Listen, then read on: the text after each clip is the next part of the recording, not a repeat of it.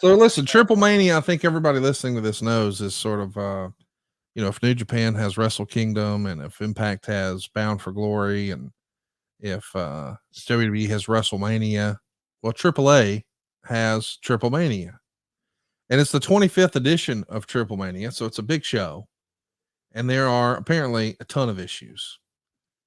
Sexy Star is going to defeat a couple of ladies in a four-way dance, including one who wrestles for GFW named Rosemary. And as the story goes, Sexy Star is going to be performing an arm bar for the finish on Rosemary. And it's not what you might call a working arm bar. And Dave Meltzer writes this. There was also an argument with Vampiro backstage that night, since the few people who were ahead of time were talking about it after Ed and Jarrett had gotten back from Mexico. There was another incident, although one could argue Jeff was in the right, where he got into a confrontation with Jhonny Gonzalez, superstar boxer in Mexico who held 4 world titles and is married to Sexy Star. It was when Jarrett was telling Sexy Star that she was out of line and needed to apologize. And Gonzalez, who was not a big guy, a champion at featherweight and bantamweight, got in Jarrett's face and defended his wife. I'm not sure if Jarrett knew who he was at first, but at one point he did know, and they were face to face, and Jarrett told him he didn't give a shit who he was. She was out of line and needed to apologize. So first of all, when I read that, and I don't know what's true or not true, we're going to talk about it. I love that so much because our pal Mark Mero tells a great story about how when Sable Star was on the rise and he was sitting at home and their relationship was on again, off again, and clearly on the rocks, he sort of put it out there into the universe. I'm going to find out who this guy is that Rena, my wife, is hanging out with, and I'm going to kick his fucking ass. And he found out it was Brock Lesnar, and he learned the power of forgiveness. And when you find out, hey, this guy I'm shouting at, his wife, and he's a smaller fellow, but he popped up. Oh, he's a 4-time boxing champion. I don't give a shit who you are. I just thought that was the most Jeff Jarrett, good old country boy. I know you're not in your right mind, but I just love that old tipsy Jeff don't give a damn. Right is right. And by God, we're going to sort it out right now.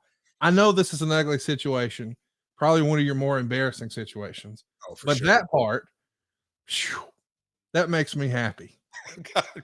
Why is it? Oh, I know. The Observer would continue. There were all kinds of issues regarding AAA and GFW, largely based on the disorganization of the event. The GFW talent were never picked up and brought to a press conference. There were a lot of questions regarding Jeff Jarrett's performance. However, Borash is scheduled to be representing GFW at the next several AAA tapings in Mexico. So there's no indication at all of what happened last week is going to lead to the relationship between the two sides ending. There was talk about Jarrett's condition in the completely disorganized Rumble type match. The announcers who did the show noted they had no format. People backstage involved in running and shooting the show noted they had no format. There's lots of fingers wagging on the outside of this. What do you remember about what happened with Rosemary, with Sexy Star and her husband, with Vampiro? Just carry me through the whole shooting match. All right, pal. And I think we've talked a little bit on this, but here's obviously in my deepest, darkest days, not an excuse. That was my reality of addiction. And we were asked to go down, and I say we, the group, Bobby Lashley, and I'm going to bring him into the story here in a minute, but the GFW, the Impact, the TNA group were to go down there. Show, was that a Sunday? Yeah, we were asked to leave on a Friday. Saturday was supposed to be rehearsals. It was very disorganized. Here's a big footnote. Man, I'm congested here. A big footnote out of all of this is AAA without Conan.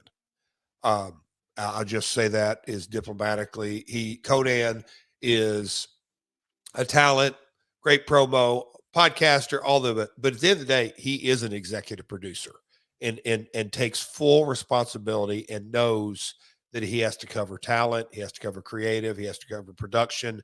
He also has to be a babysitter. He has to do the ins and outs. He has to make sure his talents get to a press conference. I mean, A to Z. And there was disorganized, isn't even doing it. That's to say the least. The entire mess. I'm talking about rides from the airport, all of that. And look, it was just a complete mess. Vampiro was booking the show, but you can't put it all on him. Ultimately, it rests on Dorian's shoulders. It was just very, very unorganized. We got over at the building the day before for rehearsals and sat around for not like an hour, like 6 and 7 and 8 all day, and did nothing with no food. Um, like a good alcoholic I was at the time. Of course, you get your liquor over there and bring it, but Connie, that was kind of the day before, and then you get to the day of the show. I was in whatever it was, that battle royal with a bunch of entrances. It was a mess, but I'll never forget getting into the Rosemary story. In that, yes, it's embarrassing for me, but I've worked through it. I apologize to Dorian. I took my responsibility for all of it. But I'll never forget watching the Rosemary match backstage on a monitor in our dressing room. And look, I don't think you're ever going to profess me to be a MMA or a submission specialist or anything that goes down the road of Well, a I got photos that say otherwise. You I know. used to teach MMA. But anyhow, I looked at Bobby Lashley and I said, that ain't right. And Bobby raised his voice and said, F no, it ain't right. I'm like, what the hell is going on? I'm like, what? So I did my double checking just to make sure. I'm like, she's cranking on that thing and cranking on that thing and cranking on that thing. And it ain't working. You can just kind of tell. And I, again, look back at Bobby just to make sure. Bobby, he goes, no, it ain't good. And that's kind of what started it. And she was very disrespectful. Sexy star. Yes, my bad, sexy star. And I felt as a representative, and look, I put the undue pressure on myself. Here's Ed going, they're really going to hurt one of our talent. Nobody's going to say anything. And I knew damn well Dorian wouldn't say a word, not a word. And I knew Vamp wouldn't either. So no, wait, why do you say that? They just want, that's how they, and let me say this, they wouldn't, and they didn't. It's just, oh, that's just the culture that if you don't stick up for yourself, they're going to run right over you. And they attempted to, and that's kind of where I'm like, hey, this ain't cool. Rosemary, it was a mess. That's the culture in AAA, or that's the culture in Lucha? It was the culture in AAA at the time. I can't say it all in Lucha. Wow. It was. I mean, it happened, and everybody just kind of looked at each other like, oh, it's all right. No, it's not all right. We're in a business that's working. And look, I get the boxer boyfriend was taken up for his wife, but he's not in our industry. And it could have been, you don't give a shit who he is. Well, it could have been solved if there would have been just a little bit of, hey, let's talk about this, but it wasn't.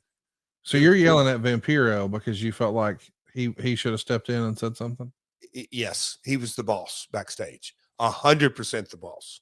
Now that's, if you really look at it, Dorian could and should have stepped in, but ultimately, in this scenario, Vamp just looked the other way and did nothing.